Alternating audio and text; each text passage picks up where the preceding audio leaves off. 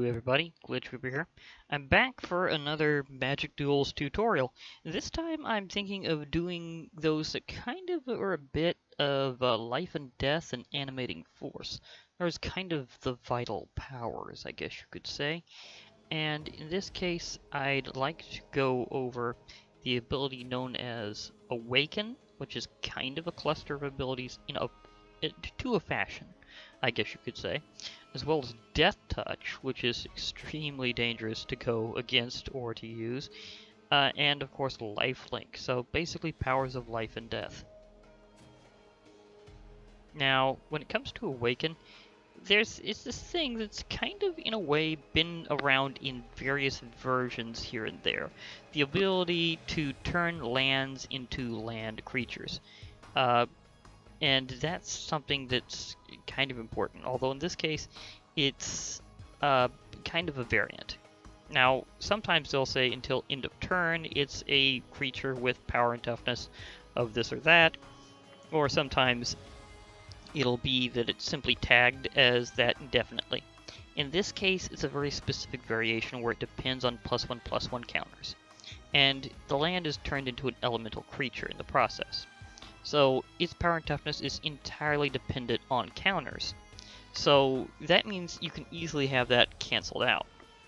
But it should also note that this is usually denoted in a way where you can easily understand how much they're going to get. It'll say Awaken, and then a number, and then the cost of using that ability.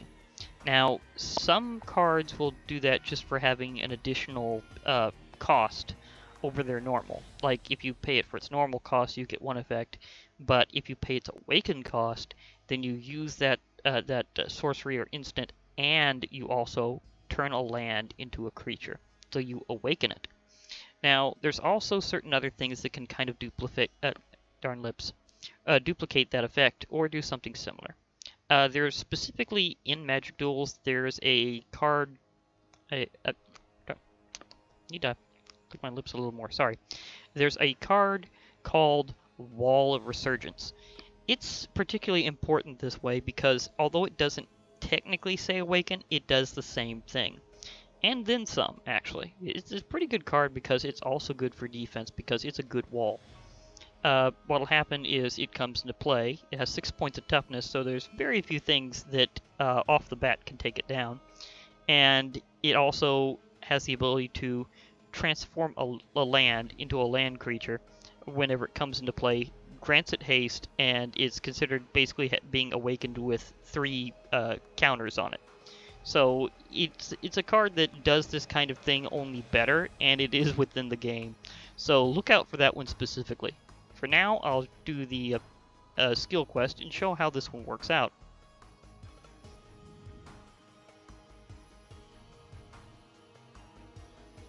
Let's see also if the target is actually the training drone or a mirror copy of this particular avatar for some reason. Which happened. But yeah, as I was saying, spells will awaken can turn your lands into elemental creatures, and you can choose to either cast the spell normally or use the awaken ability at the same time by paying the awaken cost rather than the normal one. So that's is pretty much as I described before. And usually whenever lands are turned into creatures, they're usually also considered elementals at the same time. They do still count as both lands and creatures, so that's something to keep in mind. So anything that targets a land or a creature can target both, and also especially if it can target the land's usual subtype, or for that matter, the subtype of creature that it is. So in this case, the example is showing a forest elemental because it's a forest that's been awakened, and it calls it a basic land creature, forest elemental. It has 3 points of power and 3 points of toughness because it has 3 counters on it, and so that's considered awaken. So this is kind of a good description of how this works in this respect. Now, there are, as I said, variations where there's been like before and after different ways of doing that, and sometimes they're just considered land creatures. They're not technically considered elementals, but again, this is the newer version of Magic the Gathering where they've kind of rehashed things and made it more logical in some ways, like lands kind of represent the elements, so almost always in modern Magic the Gathering, you will basically see this, where if you awaken a land's power into a creature, it will almost always be considered an elemental these days, in addition to everything else, as I said before. So it's kind of going along with the modernization of the game. And this is saying win this turn, so that's definitely a thing. Okay, I definitely need to put out a land. Clutch of Currents is the card we have. Apparently it's from Battle for Zendikar, so it will be found in Magic Duels itself. Return target creature to its owner's hand, Awaken 3. If I pay 4 and 1 blue, then I can awaken one land into a 3/3 elemental creature because it will have 3+1/+1 counters on it. And as it says, it's also still land. Basically, as I said, it is compositing traits of both lands and creatures. So as I awaken one of these lands, it's going to take care of this problem for a very specific reason. I already have one creature here, a Centaur Corsair. Thing is, I have two enemies in front of me here. They're both fire elementals at 5/4, so, which is too strong for either that or an awakened land alone to deal with. However, if I were to remove one of these creatures from play, which is exactly what this card can do, returning a creature to its owner's hand, the thing is, these creatures don't have any specific ability that allows them to block more than one creature. So, if I attack with both after awakening a land, then I'm guaranteed to get through and take out my opponent. So, in this case, the answer will probably be attack with all. Now, whenever you awaken, it almost always does grant the new elemental land haste, so they can attack on the same turn. So that means that the objective here to win on my turn will be possible, because that's one thing I didn't mention about Awaken before, is it does also almost always involve a haste effect. Again, like that wall I described. Now, in this case, it's time to power up. And here's another thing that's a special lesson on how the game works. Whenever you play anything that has alternative costs, this will happen.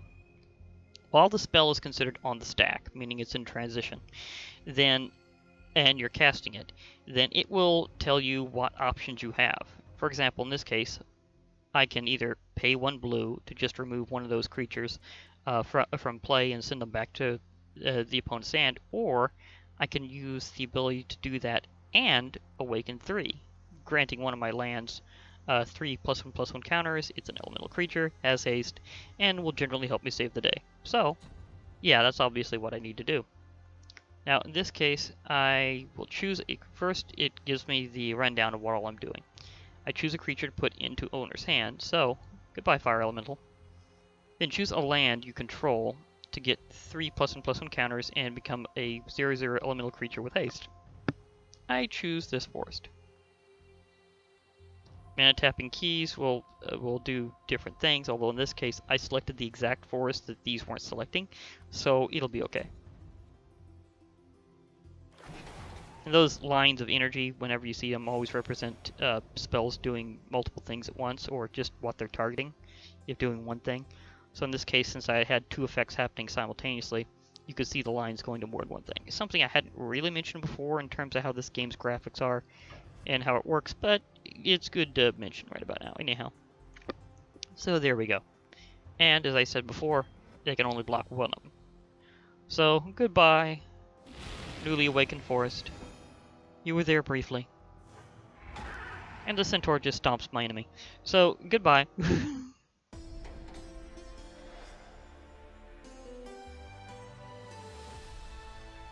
So here's the reminder.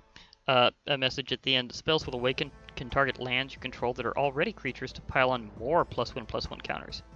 You can cast spells with Awaken for their normal costs as well.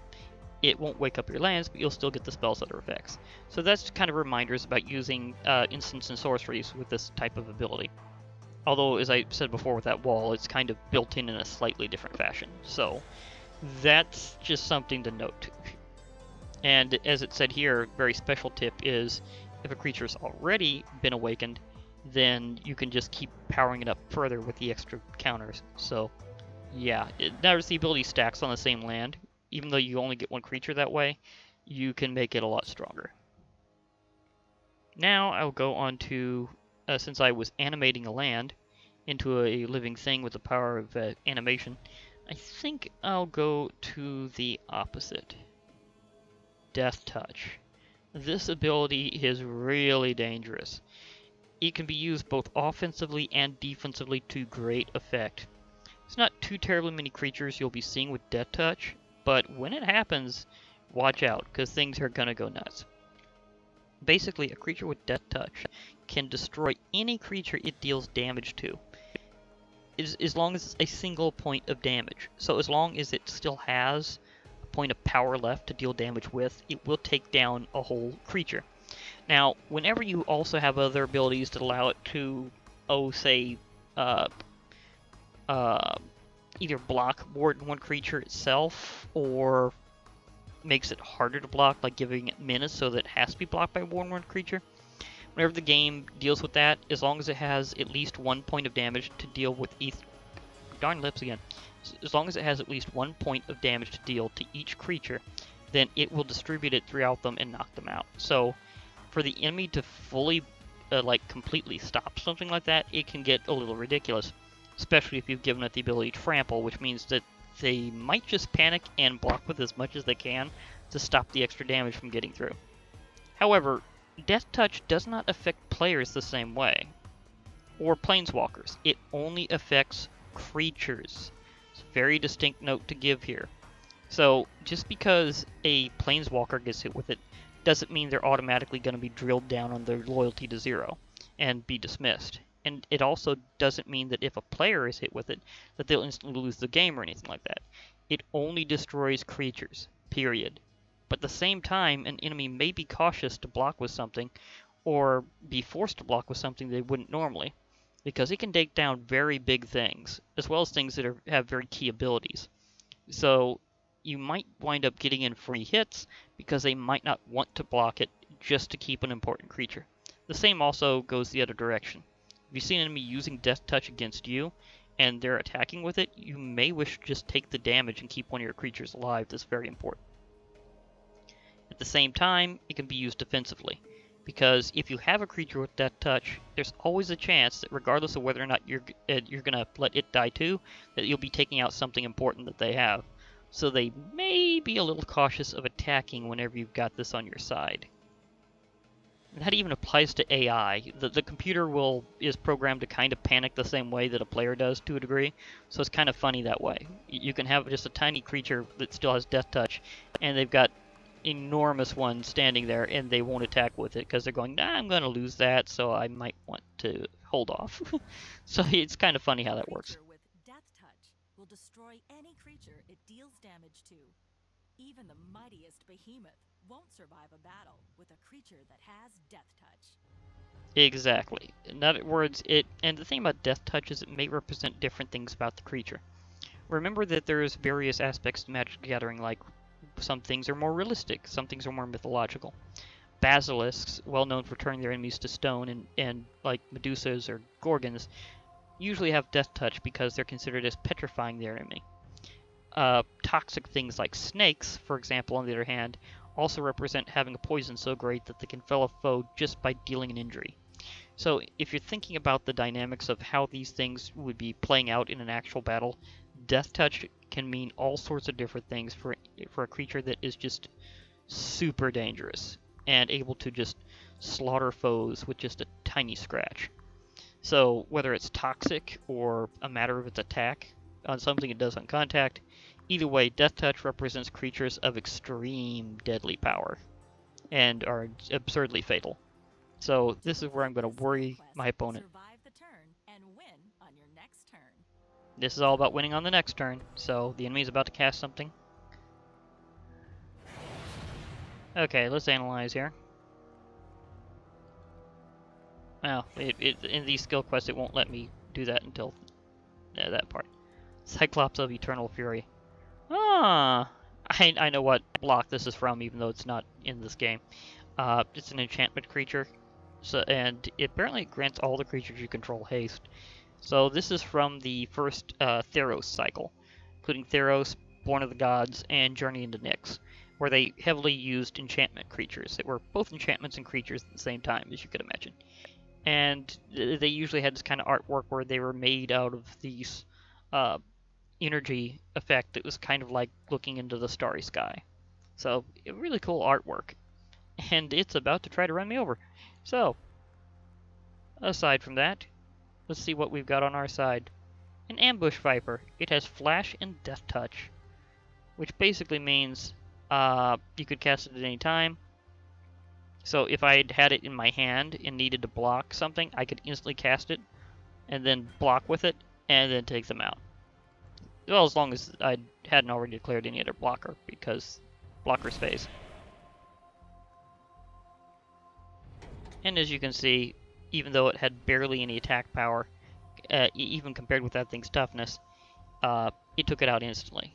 Because this had toughness of 3, this only had power 2. But because of Deathtouch, it was considered as being too lethal for it to handle regardless. So it was just annihilated. And in that case, that's the toxic version, because that's a Viper.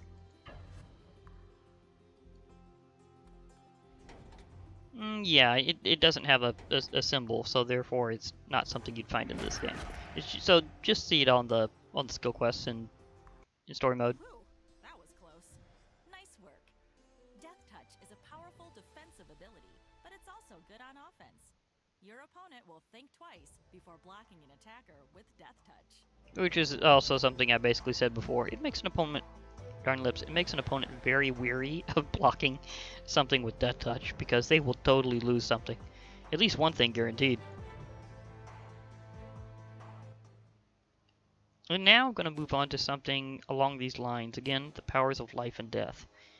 And animation. In this case, Lifelink. Lifelink is very special. There's been different iterations of this as well over the course of the game's history.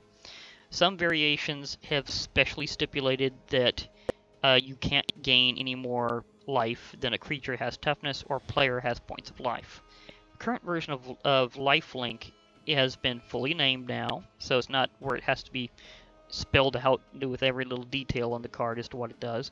So again, because it now has this standardization, if a creature would otherwise have too many lines of text, they may just condense it to just saying Lifelink is one of its abilities, and that way you'd still be able to have it designated and know what it does. So in this case, the rules of Lifelink are going like this currently. If a creature with Lifelink deals any amount of damage, you gain that much life at the same time. Lifelink often gives you the life you need to slow down an aggressive opponent.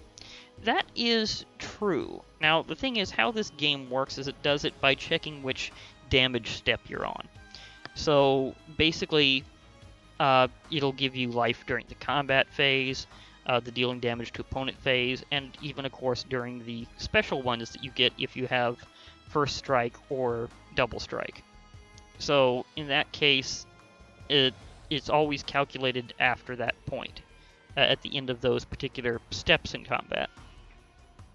So, whenever a couple of creatures damage each other, whenever you're declaring attackers and blockers, then at the end of that part, then you'll get the lifelink after all the damage between creatures has been calculated.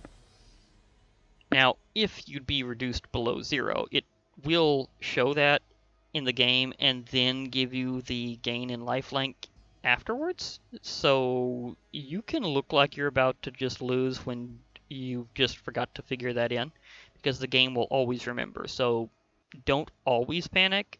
Just know that it will factor that in to the final total. But if you have a lot of it, it really does help. And lifelink is always factored by the power of the creature. Toughness has nothing to do with it, because it's only based on how much damage a creature deals. Another thing about lifelink is if two creatures with lifelink hit each other, they will actually be considered towards their controllers individually. So if two creatures with lifelink and 1 point of power, 1 point of toughness ram into each other, what'll happen is they'll take each other out, and both the players involved will gain a point of life. So that can happen. It is factored every individual time that it has to be factored in, every single instance. So this can get really complicated and really simple at the same time. So just think of it that every creature with lifelink grants its controller however much damage it deals at any particular time. Now, this is whenever it deals damage, so it comes in mostly in combat. I haven't seen very many creatures in this game specifically that deal damage in other ways that would be able to show me how abilities are factored into that also deal damage.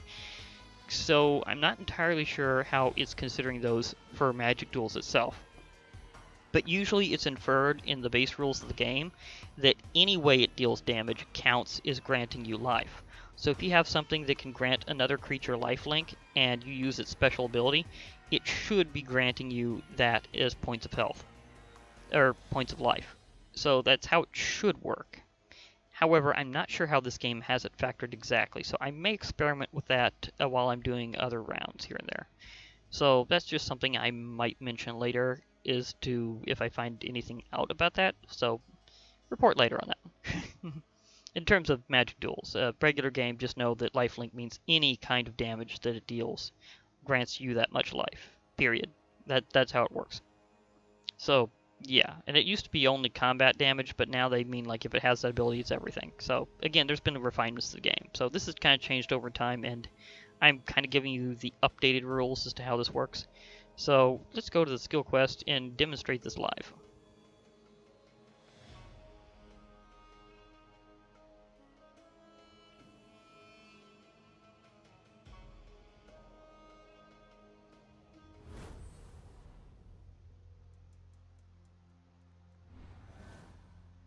If your creature with lifelink deals damage, you'll gain that much life at the same time. Lifelink often gives you the life you need to slow down an aggressive opponent. Pretty much what I said before. Skill quest, use lifelink to help you survive your opponent's attack, then win the game on your next turn. Okay, this is a win next turn scenario.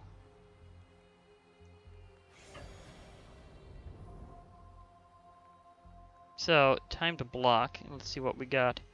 Daggerdrome Imp. It has flying and lifelink. So, it can block things pretty much regardless over here.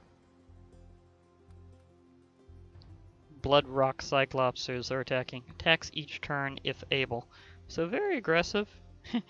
Like that little symbol. Must attack. No, you don't have a choice in this. If you play this card, you're going really aggressive regardless. So, whether or not you want to afterwards.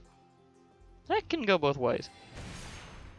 Now in this case, this will give me 1 point of life because I just got 1 point of damage in. As I said, you go down to 0 first, and then it recovers you back up. So see how that dynamic works? Even the skill quests, they kind of show that pretty quickly. And because I blocked the attack with one creature and had one left, this one is freely available to finish them off. So the real score will be 0 to 2. Pretty thin margin, actually. Outstanding. The damage from the unblocked Cyclops would have defeated you. However, the life you gained because of Daggerdrome Imp's lifelink ability kept you in the fight. Which is pretty much what I demonstrated. Now, also remember that although it is considering always giving you life when they deal damage, the game will not grant you life after you win. So, if you, like if it's enough to finish off the enemy in terms of damage, it won't actually show you your life total going up anymore. So you can kind of see what the real score is at the end compared with what the perceived score is. But again, that's in relationship to this game, not necessarily how the physical card game would go. In the physical card game, it's always considered as is. So, yeah. If you've just managed to hit for like 10 points of lifelink empowered damage, then you have that as part of your final life score at the end of the game. Although that doesn't really grant you any specific points or anything. It's just something to kind of think about sometimes. So, yeah. And I'd say that's kind of it for right now. I do have other things I might go over later, but it's starting to get a little sparse in terms of things that I haven't done yet. I might do a few more things eventually. But it's kind of getting, again, a bit sparse. I've gone through most of these already, and here's a quick question. Do you think it's getting about that time to show more the actual bulk of the game with story mode and other things that it has available? Because it's getting about that time. Whether or not whether or not I complete the tutorials this time is getting pretty close to the time that that's going to happen anyhow. Because I'm running out of tutorials in terms of normal, like, skill quests. I'm soon going to go into tutorials including story mode, etc. So that's definitely going to be a thing. So just something to think about as I go out. For now, this is Glitch Reaper. I'll be logging off. Hope to hear from you all later. So bye for now, everybody.